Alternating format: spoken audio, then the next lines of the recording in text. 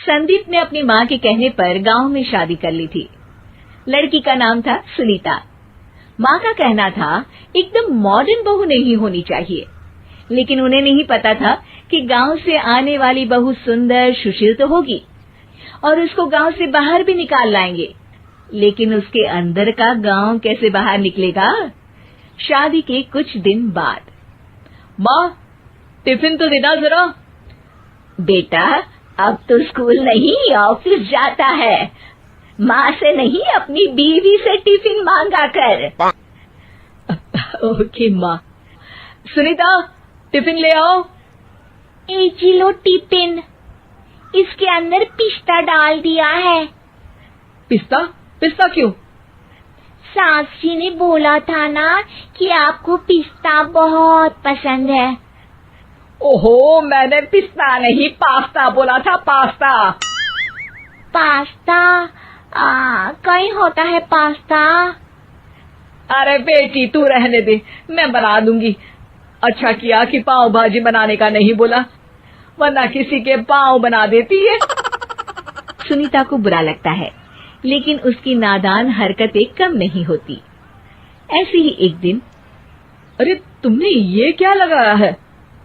अरे आप वो फूस फूस करके लगाते हैं ना, वही। डियो? का दियो? किसको दियो? अरे वही ना जिससे खुशबू आती है। हाँ सही पकड़े हैं। अच्छा लेकर तो आना। कौन सा डियो लगाया तुमने? अभी लेकर आते हैं जी। संदीप की बात मानकर सुनीता अंदर से खुशबू वाला फुसफुस लेकर आती है। ओएमजी! ओएमजी मतलब ओ माय गणेश ना। अरे ओएमजी छोड़ो, और ये खुशबू वाला फुसफुस की बात कर रही थी तुम? हाँ इसी की, फिर से सही पकड़े हैं। अरे देवी, लेकिन आप सही नहीं पकड़े हैं, ये डियो नहीं है। डियो नहीं है तो क्या लियो है? अरे ये रूम फ्रेशनर है, जिसको कमरे में छिड़कते हैं, खुद पर नहीं। कोई बात नहीं, माँ कहती थी आत्मा किराएदार है, शरीर एक किराए का कर्म। हम शरीर पे ये डाल लिए तो क्या फर्क पड़ जाएगा। अरे बहू, ओ बहू, मेरे लिए फल तो ले आ, फिर मैं बाजार जाऊंगी। सुनीता अपनी सास के लिए फल लेकर आती है। अरे बेटा, पपीता, तरबूज और सेब फल ऐसे कैसे खा लूं? काट कर तो ले आ। माँ जी, मेरे गांव में तो खेत से उठा के सीधा खा लेते हैं। अरे ये तेरा गांव नहीं है ना। अरे संदीप, तू ही कुछ समझा देना इसको बेटा। मैं कैसे समझाऊं माँ, ये तो माइक्रोवेव को भी भट्टी बोलती है। कल मैंने बोला हाय कैसी हो, तो बोलती है किसी को हाय नहीं लगानी चाहिए। अरे सुनीता, तेरा क्या होगा? अभी तो कैसे बताऊं माँ जी, अभी हम कुछ करेंगे फिर पता चलेगा क्या होगा, लड़का या लड़की। हे भगवान, कहाँ से आ गई है? रामपुर से जी, आप ही तो लेकर आए थे मुझे। अरे मुझे माफ कर दो। पहले कोई गलती तो करिए जी, आपकी तो सारी गलती माफ कर देंगे हम। हाँ अरे बहू, मेरी बात सुन। फल यानी कि फ्रूट जब भी लाए ना तो काट कर लाना, ठीक है? जी ठीक है माँ जी, फल यानी फ्रूट यानी काट के लाऊंगी। सुनीता रोज ही कोई ऐसी हरकत कर देती जिसकी वजह से उसे घर में दो बातें सुननी पड़ती। एक दिन, माँ मेरे बॉस घर पर आने वाले हैं शाम को, उनका बर्थडे है, फैमिली साथ नहीं रहती उनके, तो यही पार्टी कर लेंगे। उनको अच्छा लगा तो शायद मेरा प्रमोशन भी हो जाएगा। मैं ना फ्रूट केक लाकर फ्रिज में रख दूंगी और तेरे साथ आज खाना मैं बनाऊंगी, ताकि जब साहब आए तो खाने में कोई गड़बड़ ना हो। शाम को जब सारी तैयारियां हो जाती है, संदीप के साथ बड़े साहब भी घर आते हैं। फ्रूट केक तो ले आना बहू, फिर खाना खाएंगे।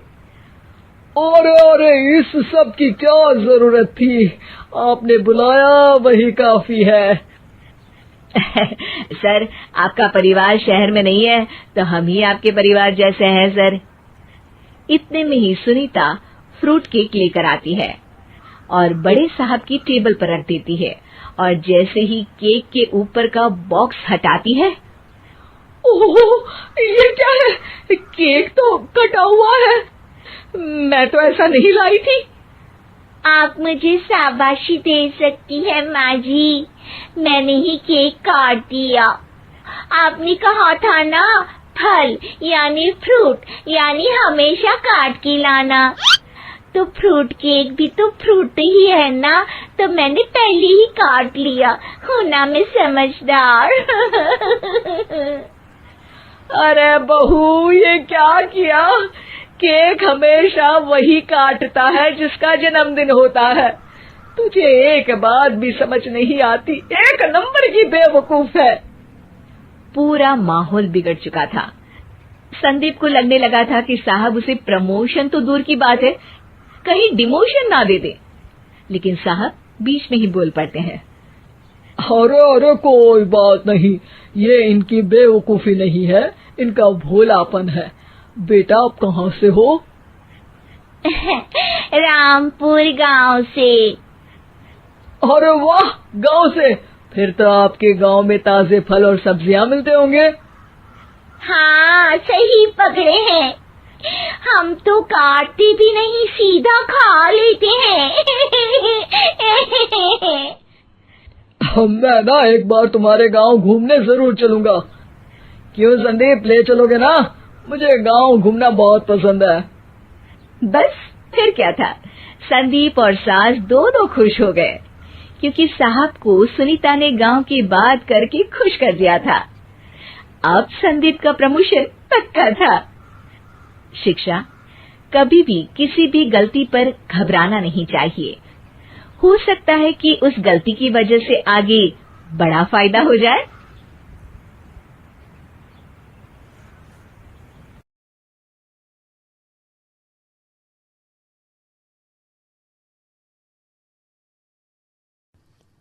नौकरानी एक घर के लिए कितनी जरूरी होती है, आइए देखते हैं।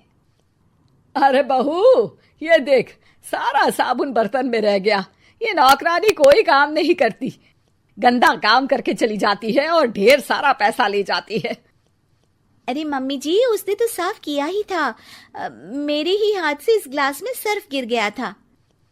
अरे बस कर झूठी, उसे बचाने के लिए सारी जुगत लगा ले, लेकिन मैं तो इसे निकाल कर ही रहूंगी। हमारे जमाने में ना कोई नौकरानी थी और ना ही ये चिकने बर्तन। चूल्हे के जले बर्तनों को राख रगड़ कर साफ किया करती थी मैं। अरे माँ जी, मैं कहाँ बचा रही हूँ उसे, और वैसे भी आजकल नौकरानी जरूरत नहीं, स्टेटस सिंबल बन गया है। अब आप बताओ, मैं मुन्ना को नीचे घुमाने ले जाऊं तो लोगों से क्या बोलूं? झाड़ू पोछा खुद लगा रही हूँ, लोग सीधा यही पूछते हैं कि कौन सी नौकरानी काम कर रही है तेरे घर पर। अरे बस कर, ये भी कोई बात होती है? मम्मी जी, आप नहीं समझेंगी। शाम को नौकरानी घर आकर काम कर ही रही होती है कि सास को कहती है, माँ जी, एक बात बोलूं, बुरा न मानना। अरे वैसे तो मुझे तेरी शक्ल ही पसंद नहीं है, बात क्या खाक पसंद आएगी। अरे माँ जी, सुन तो लीजिए क्या कह रही है। तो मैंने कौन सा उसका मुंह पकड़ लिया है? अरे माँ जी, वो लाल साड़ी पहनती हो ना, ना पहना करो। सास का गुस्सा अब तो 7वें आसमान पर होता है। अरे वाह जी वाह, क्यों ना पहना करूं? और तू होती कौन है ये बताने वाली कि मैं क्या पहनूं क्या ना पहनूं? अरे माँ जी, पूरी बात तो सुन लो, वो बोलना क्या चाह रही है। अरे बुरा न मानो आंटी जी। अरे कौन है आंटी? अपनी उम्र देखी है तूने? 2-4 साल ही छोटी होगी मुझसे और मुझे आंटी बोल रही है। बहू सर पर हाथ रख लेती है।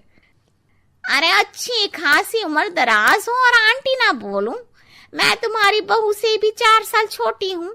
क्यों दीदी? बोलती भी क्या, एक तरफ सास यानी पति की माँ, तो दूसरी तरफ नौकरानी जिसके बिना घर का काम नहीं चल सकता। वो दरअसल माँ जी की शादी भी बहुत जल्दी हो गई थी ना। अच्छा ये झगड़ा छोड़ो, ये बताओ तुम माँ जी को लाल साड़ी पहनने से क्यों मना कर रही हो? वो ना, इनकी उम्र की सारी औरतें सोसाइटी में इनके लिए बात करती हैं कि तुम्हारी सास बुढ़ी घोड़ी लाल लगाम है। बहू को ये सुनकर गुस्सा आ जाता है। अरे वाह वाह, कौन बोलता है जी? खुद क्या है यहाँ की औरतें, बाल सफेद लेकिन टाइट जींस और कोई कुछ भी पहने। अरे पहनना हमारा निजी हक है, किसी को कुछ हक नहीं बनता कि वो मेरी सास के लिए कुछ बोले।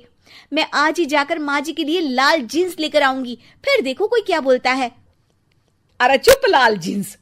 अरे सुन नौकरानी की बच्ची, जाकर बोल दे उन लोगों से कि उन लोगों की तरह मैं उड़ती नहीं फिरती हूँ घर बार छोड़कर। अपने बच्चों और नाती पोतों में मन लगाती हूँ, ना कि सारा दिन ताश के पत्तों में आंख गड़ाकर 3 पत्ती खेलूं। नौकरानी वहां से चली जाती है। वैसे बहू, नौकरानी के क्या फायदे हैं ये तो पता नहीं, लेकिन सबसे अच्छा तो ये कि पता चल जाता है कि कौन किसके लिए क्या बोल रहा है। सोसाइटी में तेरा नौकरानी रखने का इरादा बिल्कुल ठीक था। अगले दिन उन लोगों के घर की बेल बजती है। बहू दरवाजा खोलती है कि सामने कुछ औरतें खड़ी होती हैं। अरे बहू, कहाँ है तेरी सास? बुला जरा।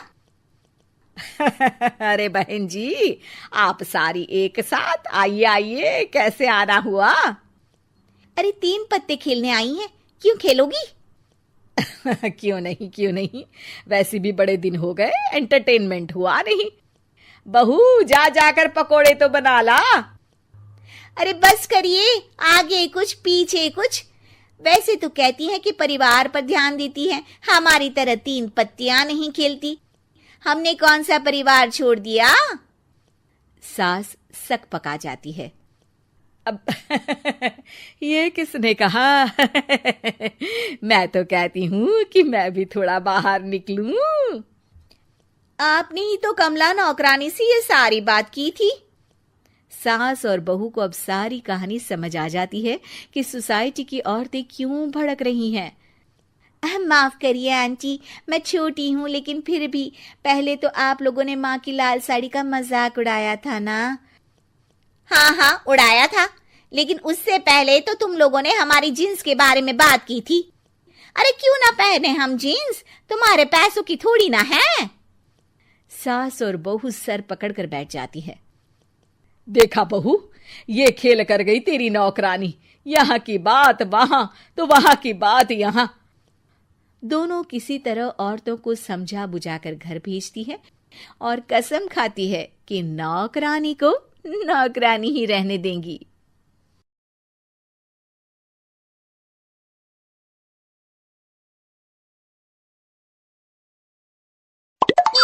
कंचन के बेटे ऋषि की शादी कहीं नहीं हो रही थी।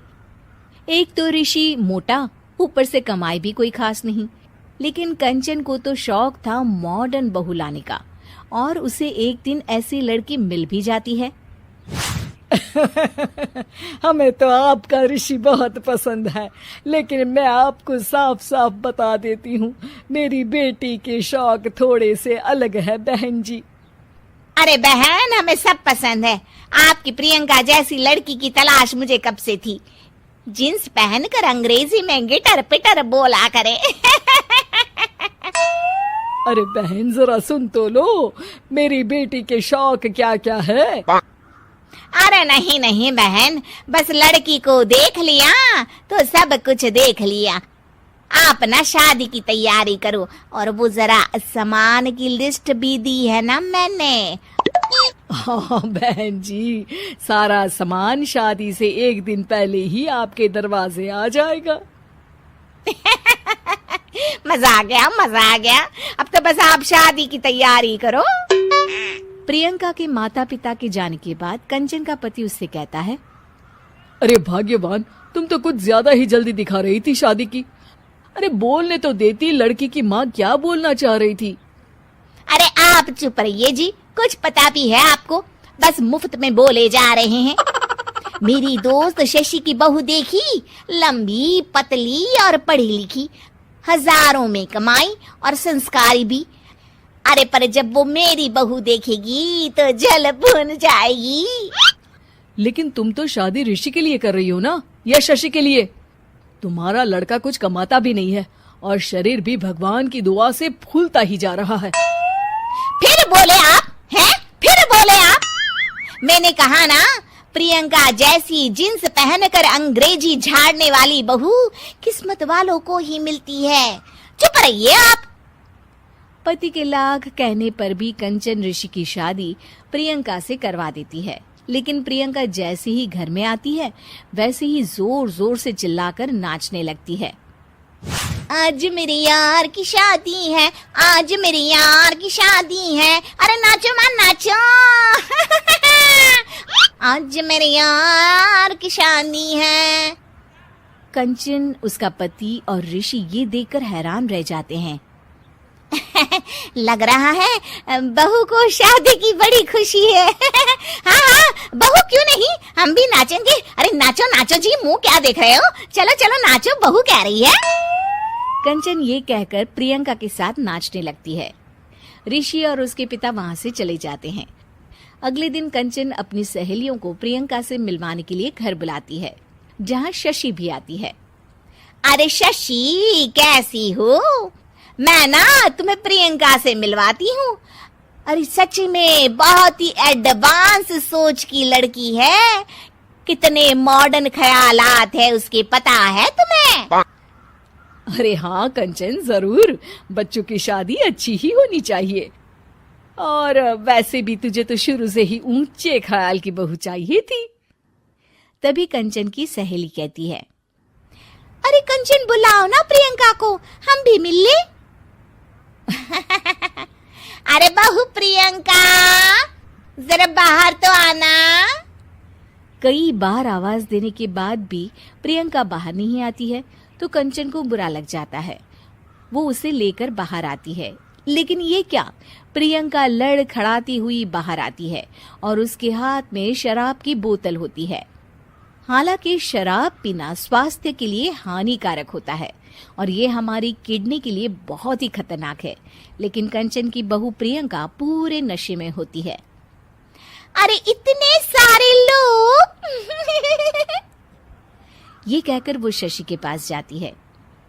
आंटी जी, पत्ते खेलेंगी, पत्ते। अरे दूर हो, दूर हो, तुम्हारे मुंह से तो शराब की बदबू आ रही है। अरे कंचन, माना तुम्हें मॉडर्न बहू चाहिए, लेकिन आधुनिकता का मतलब ये तो नहीं ना। बुरा ना मानना कंचन, तुम्हें पता था कि तुम्हारे बेटे की कमाई और शरीर दोनों ही ठीक नहीं है, तो तुम्हें उसी हिसाब की लड़की से शादी करवानी चाहिए थी। ऐसा कहकर सभी औरतें वहां से चली जाती है। तभी प्रियंका की माँ कंचन के घर आती है। अरे बहन जी, बड़ी चालाक निकली आप तो, बिना बताए अपनी पियक्कड़ बेटी मेरे लायक बेटे के गले में बांध दी।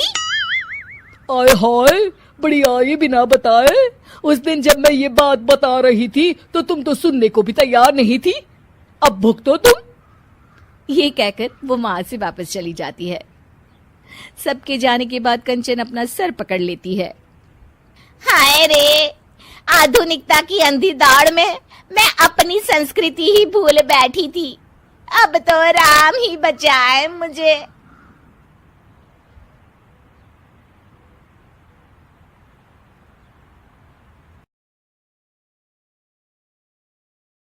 कॉन्ट्रैक्ट वाली बहू। नरेश की माँ अपने बेटे से मिलने दिल्ली आ रही है। इस बात का पता चलते ही नरेश के दिल में हलचल मच जाती है। नरेश अपनी माँ के स्वागत की तैयारी में लग जाता है। साथ ही उसे डर भी सताने लगता है कि उसकी माँ कहीं अपनी पुरानी जिद पर फिर से बैठ ना जाए। हे भगवान, इस बार बचा लो, अगले साल पक्का माँ की जिद पूरी कर दूंगा। तभी दरवाजे की घंटी बजती है। नरेश दरवाजा खोलता है तो सामने अपने मकान मालिक को देखकर हैरान हो जाता है, क्योंकि उनके साथ एक सुंदर सी लड़की भी थी। अब नमस्ते अंकल, कुछ काम था, मुझे बुला लेते। आपने क्यों कष्ट किया? अरे नहीं नहीं, इसमें कष्ट कैसा, मैं तो बस तुम्हें रीना से मिलवाने आया था। आज से रीना तुम्हारे साथ इसी फ्लैट में रहेगी। अंकल, कोई लड़का फ्लैटमेट नहीं है? एक अनजान लड़की के साथ रहना मेरे लिए थोड़ा अजीब होगा।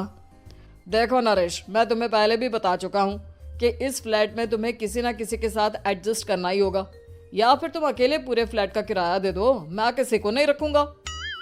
नरेश अपने मकान मालिक की बात सुन के रीना के साथ रहने के लिए तैयार हो जाता है, पर अंदर ही अंदर उसे ये बात खाने लगती है कि वो अपनी माँ को क्या जवाब देगा जब उसकी माँ रीना के बारे में उसे पूछेगी।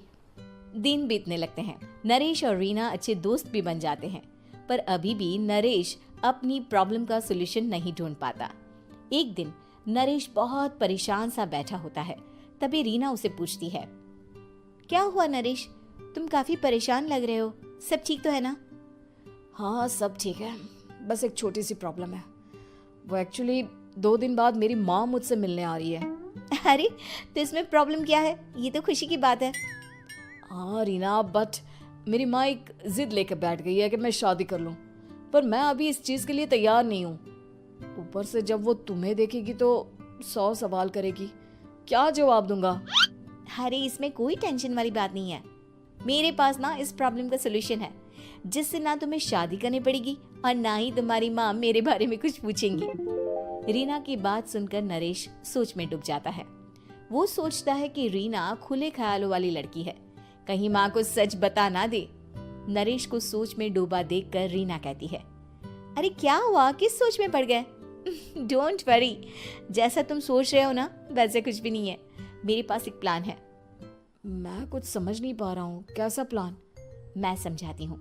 हम ना एक कॉन्ट्रैक्ट मैरिज कर लेते हैं। फिलहाल मेरे पास जॉब नहीं है, तो तुम इस रूम का किराया दे देना जब तक तुम्हारी माँ यहाँ रहेंगी, सिर्फ तब तक। और तुम अपनी माँ से कह देना कि मैं तुम्हारी पत्नी हूँ, इससे वो मेरे यहाँ रहने पर कोई सवाल भी नहीं करेंगी। अरे बात तुम्हारी ठीक है, पर माँ से झूठ बोलना, ना ना बाबा, मैं ये रिस्क नहीं ले सकता। कोई और आइडिया दो ना तुम। देखो मंजूर हो तो बोलो, वरना सच बता दो, मुझे कोई प्रॉब्लम नहीं है। रीना की बात सुनकर नरेश सोच में डूब जाता है। बहुत सोचने के बाद जब उसे कोई रास्ता नहीं मिलता तो वो रीना के बताए हुए रास्ते पर चलने के लिए तैयार हो जाता है। वो रीना से बात करता है और अपनी माँ की पसंद और नापसंद के बारे में बताता है। रीना भी नरेश की सभी बातों को ध्यान से सुनती है ताकि कहीं उससे कोई गलती ना हो जाए। आखिर वो दिन भी आ जाता है जब नरेश की माँ उससे मिलने दिल्ली आ जाती है। नरेश अपनी माँ को फ्लैट पर लेकर जाता है। जैसे ही नरेश की माँ फ्लैट के अंदर जाती है, रीना उसके पैर छू लेती है। ये देखकर नरेश की माँ थोड़ी घबरा जाती है और नरेश से पूछती है, अरे बेटा नरेश, ये कौन है? माँ, ये आपकी बहू रीना है। माफी चाहता हूँ, सब कुछ इतनी जल्दी में हुआ कि आपको बता ही नहीं पाया, इसलिए सोचा कि क्यों ना आपको सरप्राइज दिया जाए। अरे बेटा, मैं तो बस तेरा घर बसा हुआ देखना चाहती थी। हाँ, बहुत अरमान थे अपनी इकलौते बेटी की शादी को लेकर, लेकिन कोई बात नहीं, शायद किस्मत को यही मंजूर होगा। ये कहते ही नरेश की माँ रीना को गले लगा लेती है। रीना बेटिया, मेरा बेटा ना थोड़ा नादान है, पर तुम काफी समझदार लगती हो और मैं जानती हूँ कि तुम इसका बहुत अच्छे से ध्यान रखोगी। माँ आप चिंता मत कीजिए, मैं सब संभाल लूंगी। नरेश की माँ अपने बहू और बेटे के साथ खुशी खुशी रहने लगती है। दिन बीतने लगते हैं। नरेश की माँ और रीना का रिश्ता बहुत मजबूत होता चला जाता है। वो दोनों सारा दिन एक साथ रहती और खूब बातें करती। इधर साथ रहते रहते नरेश और रीना भी एक दूसरे से प्यार करने लगते हैं। दोनों को इस बात का एहसास हो जाता है, फिर भी वो इस बात को छुपा कर ही रखते हैं। एक दिन नरेश की माँ और रीना शादी के बारे में बात करने लगते हैं। रीना बिटिया, ये तो नरेश ने मुझे बिना बताए शादी कर ली, वरना मैं तो अपनी इकलौती बेटी की शादी इतनी धूमधाम से करती कि सारी दुनिया देखती रह जाती। अच्छा माँ, आप ऐसा भी क्या करती नरेश और मेरी शादी में जो दुनिया देखती रह जाती? अरे बिटिया, एक माँ के अरमान तुम अभी नहीं समझोगी। मैं तो अपनी बहू को एक रानी की तरह लेकर आती और शादी भी बिल्कुल शाही अंदाज में करती। पर मेरे तो सारे अरमान ऐसे ही रह गए। खैर, मुझे तो अपने बेटे और बहू की खुशी चाहिए बस। ये कहते हुए नरेश की माँ की आंखों में आंसू आ जाते हैं। रीना भी ये सुनकर ख्यालों में खो जाती है, क्योंकि वो भी मन ही मन खुद को नरेश की पत्नी और उसकी माँ की बहू मानने लगी थी। शाम को जब नरेश ऑफिस से घर आता है तो रीना खुद को रोक नहीं पाती और नरेश के सामने उसकी माँ को अपने और नरेश के रिश्ते का सारा सच बता देती है। रीना की बात सुनकर नरेश की माँ दोनों से बहुत नाराज हो जाती है और घर वापस जाने की बात करने लगती है। तुम दोनों ने मुझसे सच छुपाकर बहुत ठेस पहुंचाई है मुझे। अब तुम लोगों के साथ नहीं रहना चाहती मैं। कल ही वापस चली जाऊंगी अपने घर। माँ, मुझे माफ कर दो।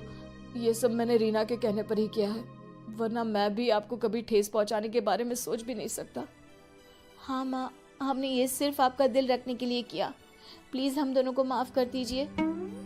तुम दोनों ने मेरे अरमानों के साथ खिलवाड़ किया है, और वैसे भी मुझे अपने बेटे के लिए एक अच्छी लड़की ढूंढनी है, इसलिए मेरा यहाँ से जाना ही बेहतर होगा।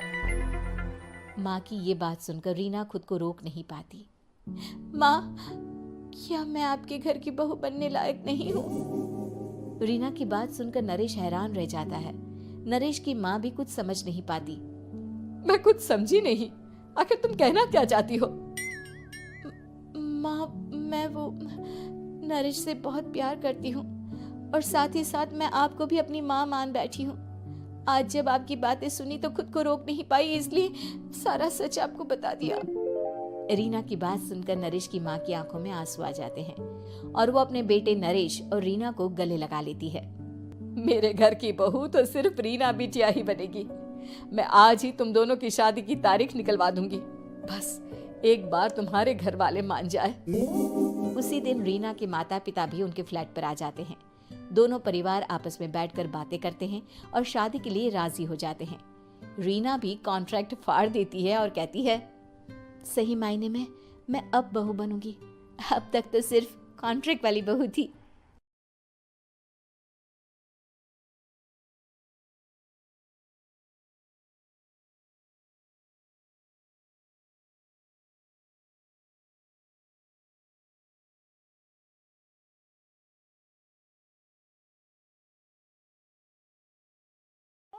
हॉरर कहानियां थी। कौन थी वो? मैं 8 महीने की प्रेग्नेंट थी और अपनी डिलीवरी के लिए अपने मायके गई थी। माँ ने मुझे फोन पर बताया, घर के पीछे की तरफ जो खाली जमीन थी ना, वहां पर एक नया कमरा बनवा लिया है। इतने सालों के बाद जैसे ही अपने घर में कदम रखा, कुछ अलग सा लगा। माँ, ये घर के पीछे की तरफ नया कमरा बनवाने की क्या जरूरत थी? अरे बेटा, घर के पीछे दूर दूर तक खाली जमीन है। तेरे पापा को कई दिनों से लग रहा था कि यहाँ पर एक कमरा बनवा लेंगे तो ताजा हवा मिल जाया करेगी। अब तो ये सब छोड़ और चल जल्दी से दूध पी ले। माँ, मैं थोड़ी देर में पी लूंगी, आप सो जाओ। मैंने दूध का गिलास उठाकर उस खिड़की में रख दिया। पता नहीं कब आंख लग गई। अचानक से खिड़की के पल्लों के खड़कने की तेज आवाज आई। दूध का गिलास धड़ाम से जमीन पर आ गिरा। जमीन पर गिरते ही दूध का रंग लाल हो चुका था। मैंने खिड़की से झांक कर बाहर देखा। चारों तरफ धूप अंधेरा था। उस अंधेरे की तरफ से कुछ आवाजें आ रही थी, जैसे छोटे बच्चे आपस में खिलखिलाकर मस्ती कर रहे हो।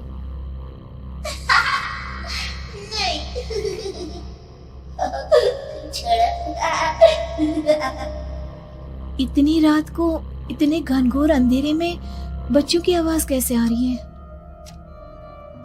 घड़ी में वक्त देखा तो ठीक 12 बजे थे। देखकर मैं सन्न रह गई।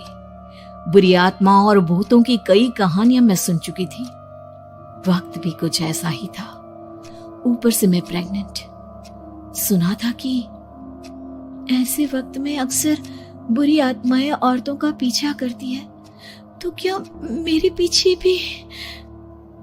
पसीने से तरबतर बड़ी मुश्किल से, जैसे कांपते हाथों से मैंने उस खिड़की को बंद किया। जल्दी से जल्दी उस कमरे से बाहर निकलकर माँ के पास जाने के बारे में सोचा, लेकिन जैसे ही दरवाजे की तरफ पलटी, लगा कोई साया हवा की स्पीड से दरवाजे के सामने से गुजर गया। आवाज मेरे गले में अटक कर रह गई। मैं जोर से चीख कर माँ को बुलाना चाहती थी, लेकिन वो आवाज खुद मेरे कानों तक नहीं पहुंच पा रही थी। तो माँ तक कैसे पहुंचती? खिड़की के पल्ले एक बार फिर तेज हवा के झोंके से धड़ाम करके खुल गया और पूरी ताकत से मैं चीख पड़ी। जानती थी मेरी चीख की आवाज सुनकर कुछ ही सेकंड में माँ वहां पहुंच जाएगी, लेकिन ऐसा कुछ हुआ ही नहीं। मेरा कलेजा डर के मारे फटा जा रहा था। आखिर माँ ने मेरी आवाज क्यों नहीं सुनी? इतनी गहरी नींद में तो माँ कभी नहीं सोती। ठीक पीछे खुली हुई वो खिड़की, मुझ में इतनी ताकत नहीं बची थी कि मैं पलटकर उस तरफ देख भी सकूं। हवा का एक सनसनाता हुआ झोंका उसी वक्त मेरे कानों से आकर टकराया। लगा जैसे किसी ने दबी हुई आवाज में धीरे से मुझसे कहा, चली जाओ यहां से। मैंने दोनों हाथ अपने कानों पर रख लिए और एक बार फिर ताकत लगाकर जोर से चीखने की कोशिश की। माँ, पापा, मेरी आवाज उस कमरे की दीवारों से टकराकर वापस मुझे ही सुनाई दे रही थी। जितनी ताकत के साथ मैंने चीखने की कोशिश की थी, कुछ ही देर बाद उससे कहीं ज्यादा तेज और दर्दनाक चीख मुझे सुनाई देने लगी। कि आवाज ठीक मेरे पीछे खिड़की से आ रही थी। वो आवाज मेरे कानों में पिघलते हुए लोहे की तरह गिर रही थी। उन आवाजों में हैवानियत थी। वो आवाजें किसी इंसान की नहीं है, इतना मैं समझ चुकी थी। कांप रहे हाथों से मैंने अंधेरे में कुछ ढूंढने की कोशिश की। तभी अचानक मेरा हाथ बेड पर रखी टॉर्च पर पड़ा। किसी तरह ताकत लगाकर टॉर्च का बटन ऑन किया, लेकिन ये क्या? सामने दरवाजे पर 3 छोटी लड़कियां खड़ी हुई थी। उनके हाथ में स्टील के चमचमाते हुए चाकू थे। मैं घबराकर लड़खड़ाई और पीछे की तरफ हटी, लेकिन तब तक वो मेरे पास आ चुकी थी। उनकी गर्दन टेढ़ी थी और उनके हाथों के वो चाकू मेरे पेट को निशाना बनाने को तैयार। मैं जोर से चीखी, नहीं, छोड़ दो मेरे बच्चे को, मत मारो, मत मारो, छोड़ दो मेरे बच्चे को। सोनाली, क्या हुआ बेटा? तू इतनी डरी हुई क्यों है? उठ बेटा, क्या हुआ? हड़बड़ाकर मैंने अपनी आंखें खोली। देखा तो दिन निकल आया था। माँ मुझे जगा रही थी। मेरा चेहरा पूरा पसीने से लथपथ था। क्या हुआ बेटा? तुमने कोई बुरा सपना देखा क्या? मैं अभी तक अपने पूरे होश में नहीं थी। वो मेरे बच्चे को मार देगी माँ। वो लड़की मेरे बच्चे को। मैंने घबराकर अपने पेट को छुआ। सब कुछ ठीक था। और वो दूध जो रात को यहाँ पर गिर गया था, उसका रंग लाल हो गया था। माँ ने हंसते हुए दूध का गिलास मुझे दिखाया। तुमने दूध पिया ही नहीं, पूरा का पूरा ऐसे ही रखा हुआ है। तुमसे कहा था ना सोनाली, सेहत के लिए लापरवाही ठीक नहीं बेटा। लेकिन मैंने तो सब कुछ अपनी खुली आंखों से देखा था। ये सपना कैसे हो सकता है?